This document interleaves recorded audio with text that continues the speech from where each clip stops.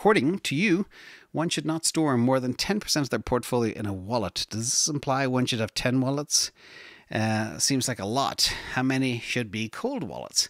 So again, this is a great question, and this is why we'll use this liberally today. Rules are guidelines, okay?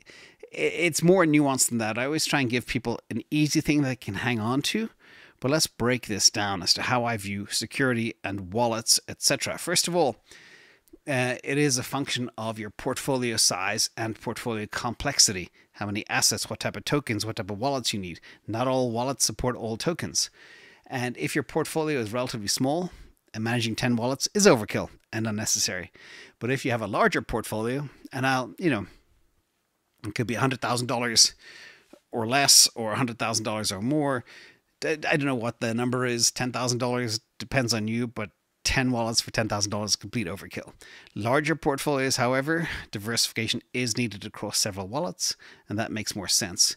And you might not need 10, but the exact number of wallets should align with your comfort level, the size of your portfolio, and your ability to securely manage these wallets. That's why I also say, if you are not confident in your OPSEC and the management of cold storage, buy an ETF. It's that simple. Bitcoin maxis will go mad for me for saying that, but literally it's, for the sake of the fees, which are non-existent, it's a safer play for many people out there. And we know, because we're on the receiving end of people losing their keys, sending money, sending Bitcoin to the wrong addresses, etc. It's crazy. So let's talk about cold versus hot wallets. Quick reminder here. Cold wallets are not connected to the internet and offer the highest security. They're air-gapped for storing crypto. Examples include hard wallets, paper wallets, etc.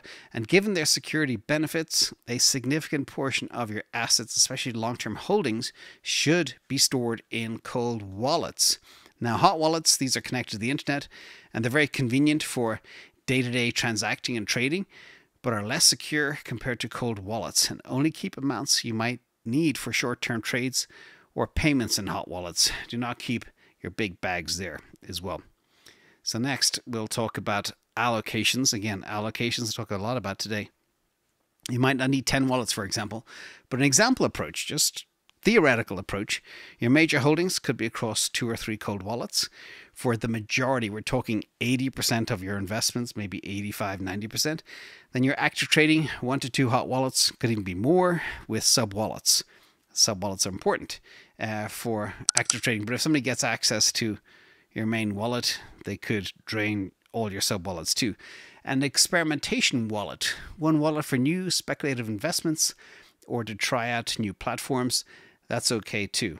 So think about kind of those 3 categories and allocate accordingly. And when you do those, you get to 10 pretty quickly as well. So there's one other thing as well. Remember security.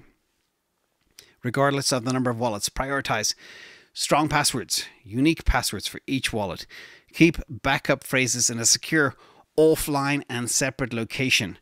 And regularly update software and firmware. We prefer open source software as well, and consider using multi-sig wallets for added security as well.